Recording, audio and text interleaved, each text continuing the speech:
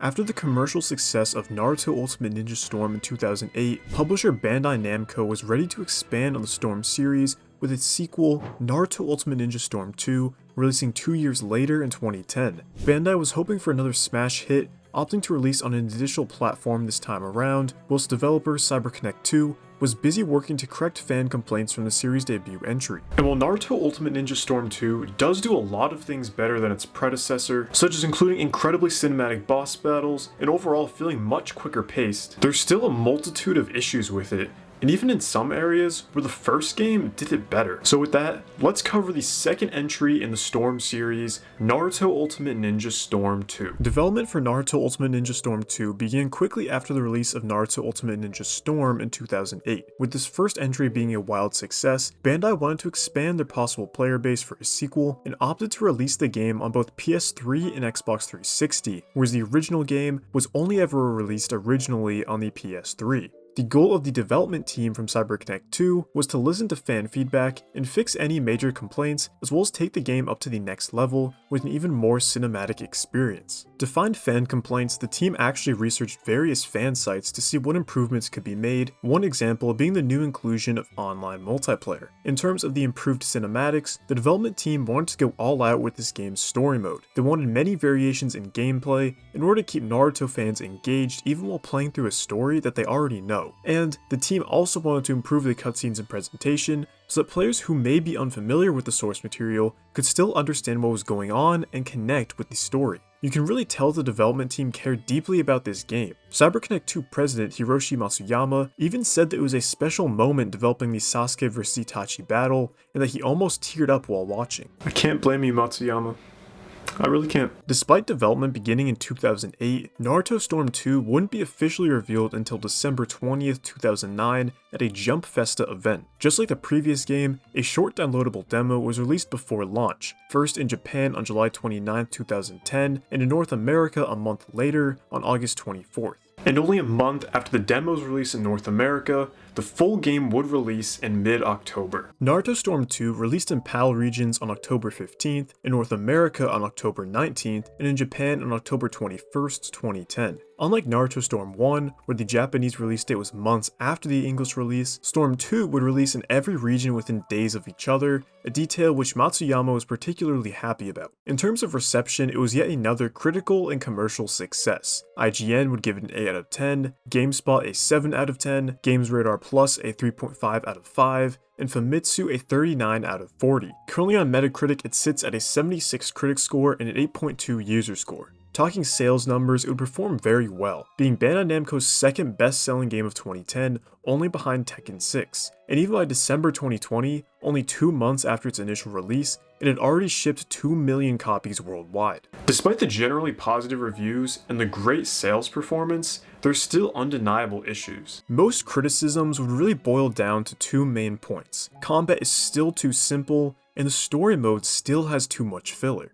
And while I do prefer this game over the first, I do have to agree with a lot of these points. The developers claim to have worked hard to rectify complaints that players had with the first game, and it seems that most of those complaints were about the gameplay simply being too simple. To correct that, Naruto Storm 2 is much quicker paced and includes a number of new mechanics. However, at the same time, a number of mechanics were toned down or outright removed in order to match this new quicker pace, which, while it does make the gameplay feel better in some cases, it feels like it also loses a lot of the flair and honestly its identity from the first game. Let's start by going over all the changes from Storm 1 to Storm 2, both the removals and additions. For starters, the support system has seen a big overhaul. First, you can now play single matches, which just means that you won't have to have any supports. But when you do play with supports, they're now divided into 3 different types: attack, defense, and balance. These types determine what your support characters do using the drive gauge, a new meter that replaces the storm gauge of the previous game. Players can use the drive gauge to perform different support actions. Attack types will perform a short combo, defense types guard the player when charging chakra, and balance types can either throw a chakra ninja tool or block an enemy's ultimate jutsu. You can also use your drive gauge and supports to unleash a team ultimate jutsu, where your supports attack first, followed by you performing your ultimate jutsu. This overhaul of the support system does add another level of strategy to the game, where you have to think about how you want your support characters to play. The support overhaul is the big change here, but there's still a number of other additions here too. You can now backwards chakra dash, some jutsus have new effects when charged fully, substitution jutsus don't need to be as precise anymore and are much more forgiving, and awakened characters are now immune to jutsus. But the real changes here are what's been removed, which there's quite a lot of. Ultimate jutsus have been shortened immensely and their quick time clash is also gone. Jutsu clashes, ultimate impacts, wall combat, on the ground attacks, and fall damage from knockback have all been removed. And all of these removals were for the sake of making the combat quicker and honestly much simpler, which is weird because one of the largest complaints surrounding the original game was how its combat is far too simple, so I don't see how removing a ton of creative and unique mechanics was really going to help with that. And while matches do play out faster, I don't think it's for a good reason. Stuff like jutsu clashes and ultimate impacts, while not mechanically deep, were still fun to experience and made the game feel really cinematic, which I think was a large part of its appeal and identity as a whole. Other mechanics like wall combat just made the game feel like Naruto. So to remove these unique features for the sake of simplicity just feels like we're going in the exact opposite direction of what we really need. But what's really odd to me about these changes and how they've made the gameplay less cinematic is that this game's big selling point is just how cinematic the story mode is. This story mode picks up where they first left off, starting at the beginning of Shippuden and covering up through the Pain arc with a short teaser for what's to come with a Sasuke vs Killer Bee fight. In addition to new storylines, the story mode has been given a complete overhaul with a new structure and new types of battles. The most obvious change is the overworld. In the original Storm game, there's a fully explorable 3D Konoha, whereas here there's still a fully explorable world. It covers multiple different villages this time, but at the cost of the 3D exploration. Now, the map is simply divided into segments with locked camera angles and no real movement, and I don't really get this change. The open hub world was arguably the first game's strongest feature. I had gripes with it, such as the fetch quests and annoying backtracking, but they still included them in this story mode too. There is no more required mission XP to continue the story, but there are still pointless filler missions that don't do anything interesting to warrant their inclusion. They'll boil down to fighting a normal battle or running across the map to talk to some random NPC. Speaking of NPCs, you can talk to many across the map, with some even having purchasable items. This game does lean more into the RPG elements than the first, with more items available, as well as having to manage your health between battles. I don't hate these light RPG elements, but I feel like they don't really contribute anything to the overall experience. So while the exploration and the general format of this story mode has both good points and bad points, where the story mode really excels is in its storytelling and the way it really makes you feel like you're playing the anime itself. While the first game's story was held back by lame text walls and a lack of real cutscenes, Storm 2's story mode features way more cutscenes so that the story can actually be somewhat understood by someone who has never seen Naruto before. In addition to the improved cutscenes, there's a lot more variety in the main missions, and it's all thanks to the boss fights. The first game had a couple of boss fights that were largely the same. You fight a giant enemy, dodge some attacks, and finish them off with some cool looking quick time events. But here, there are now 10 different boss battles, with each of them playing differently from one another, as well as having multiple different sequences in them. For example, the first boss fight is against Kakashi. You can start off with seemingly a normal battle,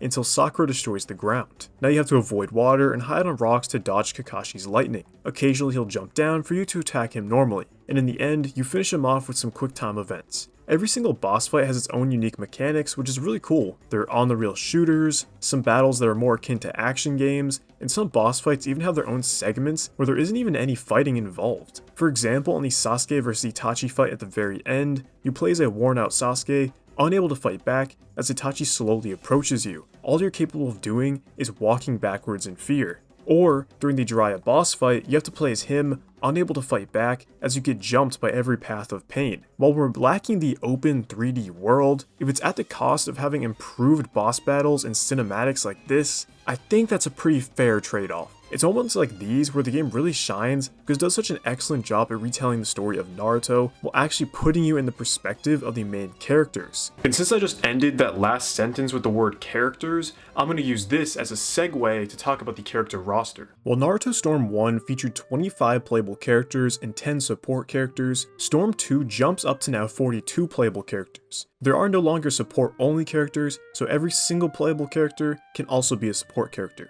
The character roster here is pretty good. There aren't any characters missing who I'd throw a fit over, unlike Storm 1, which was missing the likes of Zabuza. In this roster, all of the most relevant characters to the story are here and playable, especially the character of Lars Alexanderson from Tekken.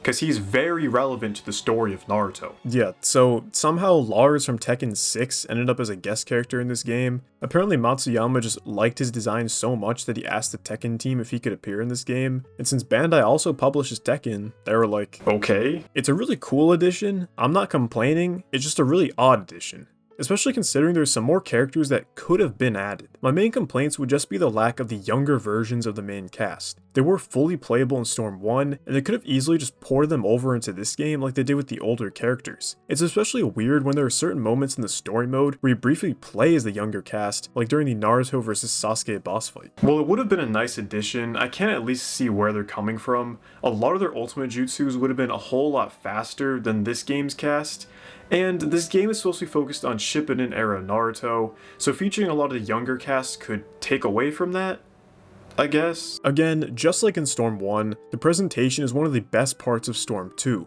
I already went over the awesome cinematics from the story mode, but they really do look great. The art style is just perfect. It's like the anime really came to life. And I also really like how stylized the action is. There are moments where the action is over-exaggerated with longer limbs or certain facial expressions, but with the quick pace of it all, it works really well, and again just contributes to this feeling of having the manga or anime really coming to life. Expect a glazing of the presentation every time I talk about another Storm game from here on out. I'm conflicted on whether Naruto Storm 2 is really that much better than Naruto Storm 1. There are certain things I like better about both. Storm 1 has more gameplay mechanics which makes battles more interesting to play through, where Storm 2 has faster paced battles, which means you can get through them quicker and feel like you aren't wasting as much time. The story mode of Storm 1 features a fun, explorable hub world, but Storm 2's presentation and variety of gameplay is leagues better than that of Storm 1. I think overall though, I just have to give the win to Storm 2. While I do miss some of the gameplay features like wall battles and jutsu clashes, it's undeniable that Storm 2 just takes the whole experience to the next level.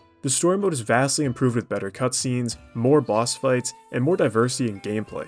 Even looking past the story mode, there's just more to do with additions like online battles. The character roster has seen an increase of 20 characters, the support system has been given an overhaul, and battles are just much quicker paced. Maybe this wasn't as close of a comparison as I thought. The best thing I can say about Storm 1 is that it has its charm. The open world is awesome, the cinematic mechanics in battle are fun, but it's just such a lackluster experience overall. The best thing I can say about Storm 2 is that it is not a lackluster experience overall. I wish there weren't stupid filler quests in the story mode, but you can easily look past them in favor of all the other improvements I've previously mentioned. If you're looking for a fun and engaging Naruto experience, then I definitely recommend Naruto Storm 2. It's even worth it just for the story mode alone. Just be prepared for those Jiraiya and Itachi boss fights. Matsuyama wasn't kidding when he said it gets emotional.